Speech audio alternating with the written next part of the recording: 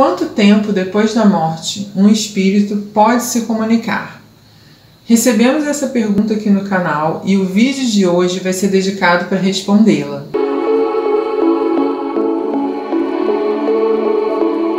Olá amigos, sejam muito bem-vindos aqui ao canal. Eu me chamo Cláudia Cronenberger e nesse vídeo eu não vou dizer o que eu acho a respeito desse assunto, mas sim o que a espiritualidade tem a nos esclarecer sobre isso. Será que existe uma regra, um tempo pré-determinado para que isso possa ocorrer? Bom, é isso que nós vamos descobrir até o final desse vídeo. Por isso é importante que você fique até o final dele para que não perca nenhuma informação importante que nós vamos falar aqui, pois esse assunto é muito delicado e exige muita atenção. E se você está chegando aqui no canal pela primeira vez e gosta desse tipo de assunto, eu já te convido a você fazer parte dessa comunidade, se inscrever aqui agora para que você não esqueça e clicar também no sininho.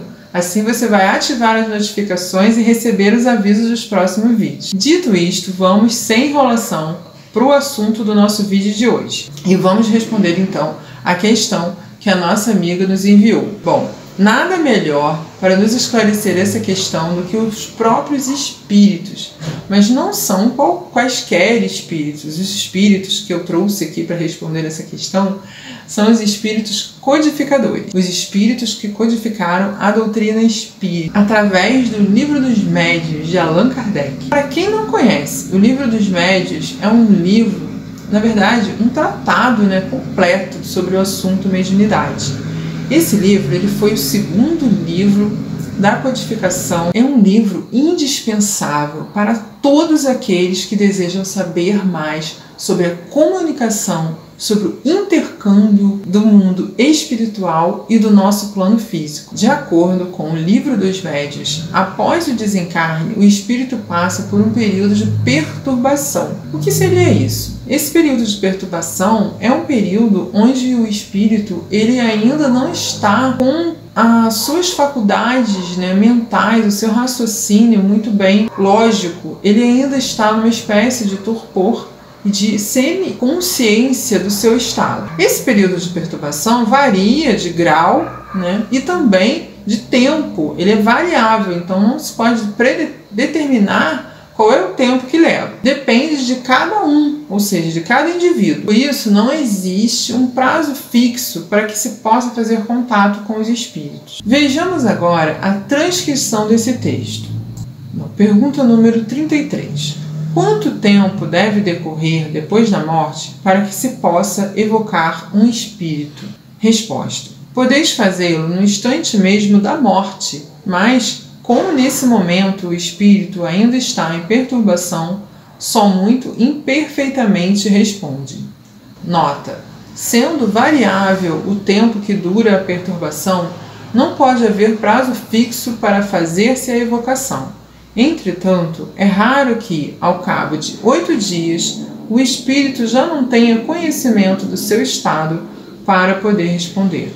Algumas vezes, isso lhe é possível 2 ou 3 dias depois da morte. Em todos os casos, se pode experimentar com prudência. Ou seja, está bem esclarecido essa questão. E o mais interessante é que ele cita aqui um prazo de 8 dias, não é um prazo fixo, mas que é raro que após 8 dias isso não seja possível de ser feito e que pode se experimentar, porém com prudência. Ou seja, agora nós vamos falar um pouco dos cuidados e das observações que são muito importantes para que a gente possa entender melhor essa questão. Vejamos agora na questão 274, mesmo capítulo 25, no item Espíritos que se podem evocar. Todos os espíritos, qualquer que seja o grau em que se encontrem na escala espiritual, podem ser evocados. Assim, os bons como os maus,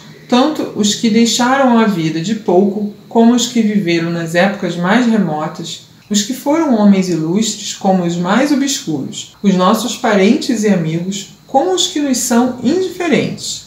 Isto, porém, não quer dizer que eles sempre queiram ou possam responder ao nosso chamado, independente da própria vontade ou da permissão que lhes pode ser recusada por uma potência superior, é possível que se achem impedidos de o fazer, por motivos que nem sempre nos é dado conhecer.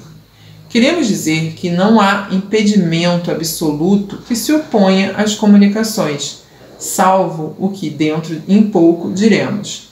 Os obstáculos capazes de impedir que um espírito se manifeste são quase sempre individuais e derivam das circunstâncias. Bom, nós vimos aqui que, ao contrário do que muitas pessoas dizem por aí, não estão baseadas em Allan Kardec, é que muitos pensam que não podem se evocar os espíritos, que não se devem evocá-los, que não se deve comunicar-se com eles. Porém, está bem claro aqui que não há nenhum impedimento absoluto para que isso ocorra, para que se evoquem os espíritos. Inclusive, os nossos parentes e amigos, desencarnados, tanto de pouco quanto de muito tempo. Porém, para que nós obtenhamos êxito nesse processo, bem como a gente não seja alvo de espíritos enganadores, de médiuns despreparados ou mesmo mistificadores, é muito importante que a gente conheça o assunto com maior profundidade e tomemos os devidos cuidados. Mas o que então é necessário? Quais são os cuidados que nós precisamos ter, conhecer, para que nós não caiamos nessas armadilhas? Vamos agora então entender melhor sobre isso. Aqui eu grafei por achar bem importante essa parte. Para que um espírito possa comunicar-se, preciso é que haja entre ele e o médium relações fluídicas que nem sempre se estabelecem instantaneamente. Pode dar-se, pois, que aquele com quem o médium deseja comunicar-se não esteja em condições propícias a fazê-lo, embora se ache presente, como também pode acontecer que não tenha possibilidade nem permissão para acudir ao chamado que lhe é dirigido. Ou seja, o que os espíritos estão nos alertando aqui? Nesse contexto, ele está falando aqui de reuniões que se façam com esse propósito de entrar em contato com os espíritos. São as chamadas reuniões mediúnicas, que se fazem em casas espíritas. E na época de Kardec, eram feitas mesmo dentro das residências, muitas residências que se dispunham a fazer esse trabalho. Agora vamos ver uma outra questão aqui que está lá nas considerações gerais. A dificuldade das evocações para os médiuns. Eles nos dizem aqui na questão 272. Frequentemente, as evocações oferecem mais dificuldades aos médiuns do que os ditados espontâneos. Para isso, são necessários médiuns especiais, ao mesmo tempo flexíveis e positivos. Bom, o que ele está querendo nos dizer aqui? O que os espíritos nos dizem? Que para que nós façamos essas evocações, primeiro, isso causa uma certa dificuldade para os médiuns. Não é tão simples assim um médium fazer essa comunicação. Por quê? Porque ela é uma comunicação mais precisa, mais específica, que muitas das vezes vai requerer do espírito que ele dê informações mais específicas. Para isso, são necessários médiuns especiais. Esses médiuns especiais aqui não querem dizer que são médiuns privilegiados ou médiuns superiores, não é isso. São médiuns que vêm com uma característica específica. Então esse especial não quer dizer como a gente está acostumado a entender essa palavra, mas sim no sentido de especificidade. Então, para que se obtenha esse tipo de comunicação, é necessário que se tenham esse tipo de médium com qualidades específicas para essa finalidade de evocação. E mais adiante, eles nos dizem: a experiência dá ao médium o tato necessário para apreciar a natureza dos espíritos que se manifestam, para lhes apreciar as qualidades boas ou más pelos mais minuciosos sinais, para distinguir o embuste dos espíritos zombeteiros que se acobertam com as aparências da verdade. O mal é que muitos médiuns confundem a experiência, fruto do estudo, com a aptidão, produto da organização física. Julgam-se mestres porque escrevem com facilidade, repelem todos os conselhos e se tornam presas de espíritos mentirosos e hipócritas que os captam. lisonjeando-lhes o orgulho. Veja-se adiante do capítulo da obsessão. Bom, então aqui a gente vê que, além de nós termos a preocupação do espírito, qual o estado dele, como ele se encontra, né, nós também temos que ver a questão do médium. É um médium experimentado? É um médium sério? É um médium que tem as características que nós precisamos? Tudo isso precisa ser avaliado. Por quê? Se for um médium que mesmo ele já escreva, mas for um médium orgulhoso, acha que está sempre sabendo de tudo, né? Que acha que começou a escrever só porque ele tem uma mediunidade, uma facilidade para escrita, né? Para trazer essas mensagens do além, ele já pode sair por aí entregando mensagens de parentes. Isso é muito sério, porque pode correr no risco dele estar sendo alvo, né, presa desses espíritos enganadores. Isso é muito comum acontecer. Por isso é que todas as pessoas que queiram se comunicar, né, precisam ter ciência desse conhecimento. Um outro detalhe que os espíritos nos alertam também é que quando for feita esse contato, né, quando for solicitado esse contato com um médium, que a pessoa que pediu a evocação, que ela esteja presente no momento da evocação, que essa evocação de preferência não seja feita à distância. Por quê? Porque eles nos alertam que esse campo fluídico de sintonia fica mais fácil quando a pessoa está presente, quando a pessoa que pediu a comunicação está presente. Vamos ver aqui então o que eles nos alertam.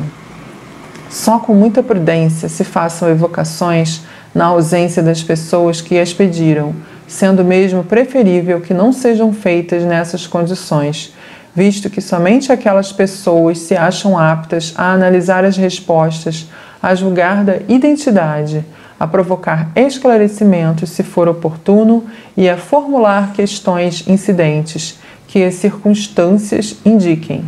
Além disso, a presença delas é um laço que atrai o espírito, quase sempre pouco disposto a se comunicar com estranhos que lhes não inspiram nenhuma simpatia. E aqui eles ainda alertam aos médiuns. O médium, em suma, deve evitar tudo o que possa transformá-lo em agente de consultas, o que aos olhos de muitas pessoas é sinônimo de ledor da buena dicha, ou seja, ledor da boa sorte. Agora nós vamos falar sobre uma questão também muito importante, da finalidade das evocações. Por quê?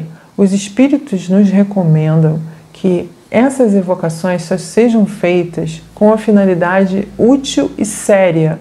Vejamos textualmente o que eles nos dizem. Nota: há pessoas que só evocam seus parentes para lhes perguntar as coisas mais vulgares da vida material. Por exemplo, um para saber se alugará ou venderá a sua casa, outro para saber que lucro tirará da sua mercadoria, o lugar em que há dinheiro escondido e se tal negócio será ou não vantajoso. Nossos parentes de além-túmulo por nós só se interessam em virtude da afeição que lhes consagremos. Se os nossos pensamentos com relação a eles se limitam a supô-los feiticeiros, se neles só pensamos para lhes pedir informações, é claro que não nos podem ter grande simpatia, e ninguém deve surpreender-se com a pouca benevolência que lhes demonstrem. A experiência, com efeito, prova que a evocação é sempre agradável aos espíritos quando feita com um fim sério e útil. Então, olha só, né, como existem pessoas que se dão a esse papel, né, infelizmente. Mas nós vimos aqui que sempre é uma experiência muito positiva as evocações quando são feitas com esse fim útil, quando as pessoas realmente estão interessadas somente no bem-estar daquele espírito que se foi. Vejamos agora uma questão importantíssima aqui para a gente poder encerrar, fechar esse vídeo. Os espíritos ouvem o nosso pensamento? Vejamos o que eles nos dizem. Como podem os espíritos dispersos pelo espaço ou pelos diferentes mundos ouvir as evocações que lhes são dirigidas de todos os pontos do universo?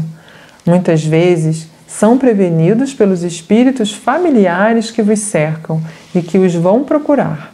Porém, aqui se passa um fenômeno difícil de vos ser explicado, porque ainda não podeis compreender o modo de transmissão do pensamento entre os espíritos. O que te posso afirmar é que o espírito evocado, por muito afastado que esteja, recebe, por assim dizer, o choque do pensamento como uma espécie de comoção elétrica que lhe chama a atenção para o lado de onde vem o pensamento que o atinge.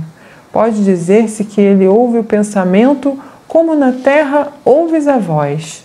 Então, olha só que interessante. Os espíritos ouvem os nossos pensamentos, né? Eles captam os nossos pensamentos. Não é necessário que nós os evoquemos. A maior evocação que é feita é através do pensamento. Se a gente pensa muito em alguém, com certeza ele já está sendo evocado. Ele já está sentindo o nosso chamado através do pensamento. Então, nós pensemos um pouco, né? Nós também temos que pensar como nós estamos interferindo naquele ser que partiu. Porque para nós, com certeza, que estamos passando por um período de separação, e longe de mim querer diminuir a dor de alguém, porque essa dor ela é, né, uma dor que deve ser sim legitimada, né, não deve ser diminuída, mas nós devemos sempre pensar com clareza, trazendo sempre a lucidez da fé, da esperança, que nós sabemos que o Espírito ele não morre, ele está presente, porém nós não temos mais como ter o contato que nós tínhamos anteriormente. Isso é muito difícil, é muito doloroso, precisa-se de tempo. Porém, a gente precisa também pensar na pessoa, né? Porque nós estamos passando por essa dor, mas ele também está. E ainda, às vezes, muito mais, porque a separação dele foi em geral, né? E a nossa foi com ele. Então, pensemos muito também em ajudá-lo nesse momento, a tornar mais leve esse momento. E sabendo que nós vamos nos reencontrar, todos vamos nos reencontrar, mas que precisamos no momento, né, ter paciência, muita oração, muita fé em Deus, muita esperança mesmo de saber que eles não estão sozinhos, que nós também não ficamos sozinhos, desamparados de maneira alguma. Para finalizar esse vídeo, vamos trazer mais uma questão aqui a ser respondida. Só os médiuns podem evocar os espíritos? Pode alguém, sem ser médium, evocar os espíritos? Toda gente pode evocar os espíritos, e se aqueles que evocares não puderem manifestar-se materialmente, nem por isso deixarão de estar junto de ti e de te escutar. O espírito evocado atende sempre ao chamado que se lhe dirige? Isso depende das condições em que se encontre, porquanto há circunstâncias em que não o pode fazer. Ou seja, nós vimos aqui que não é necessário ser médium para evocar um espírito, mas também que nem sempre a gente vai conseguir fazer esse contato. Vai depender de alguns fatores, tanto do lado de lá quanto do lado de cá. Mas que o mais importante é que ele nos diz aqui que nem por isso eles deixarão de estar junto de ti e de te escutar. Então vamos nos apegar mais a essa questão e não tanto a questão material, ou seja, uma carta, uma mensagem física, espiritual, escrita por um médium. Nós sabemos que isso é muito válido, é muito gratificante, não diminuímos, né? Mas também nós podemos entender que o mais importante é que nós sabemos, está aqui a prova que os Espíritos nos dizem, que eles não deixarão de estar junto de ti se eles não puderem se manifestar.